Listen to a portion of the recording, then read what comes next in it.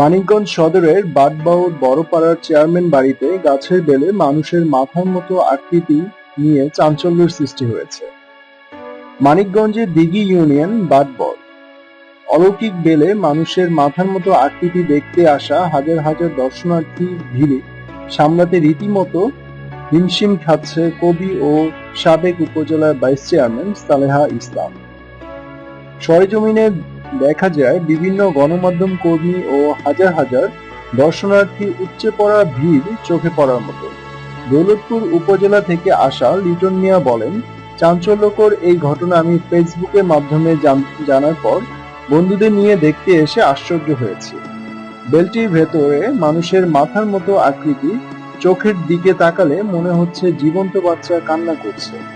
এ বিষয়ে বাড়ির মালিক কবি ও সাবেক ভাইস চেয়ারম্যান সালেহা ইসলাম বলেন, আমার নিকটাত্মীয়র বাড়ির পাশেই রমজান ড্রাইভারের বাড়ির বেলগাছ থেকে বৃহস্পতিবার বিকেলে একটি পাকা বেল পড়লে গাছের নিচে খেলতে থাকা ছোট বাচ্চারা বেলটি কুড়িয়ে ভাঙতেই মানুষের মাথার মতো বেরিয়ে আসে।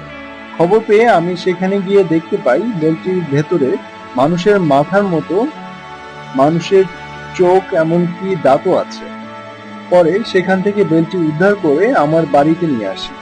খবরটি মুহূর্তেই ফেসবুকে ছড়িয়ে পড়লে বিভিন্ন জায়গা থেকে হাজার হাজার দর্শনার্থী নারী পুরুষ এক নজর দেখতে ভিড় করছে আমার বাড়িতে। অবস্থা এখন এমন যে দর্শনার্থীদের এই জনস্রোত সামাল দিতে আমার পরিবার হিমশিম খাচ্ছে।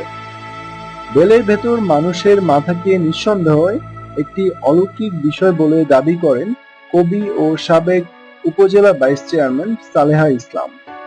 ইতিমধ্যেই অলৌকিক এই ঘটনাটি মানিকগঞ্জের টক অব দ্য টাউনে পরিণত হয়েছে। সামাজিক যোগাযোগ মাধ্যম ফেসবুকেও ঘটনাটি তুমুল আলোচনার জন্ম দিয়েছে। এ ব্যাপারে আপনাদের কি মতামত বন্ধুরা? কমেন্ট করে জানিয়ে দিন আর অবশ্যই সাবস্ক্রাইব করুন। ধন্যবাদ।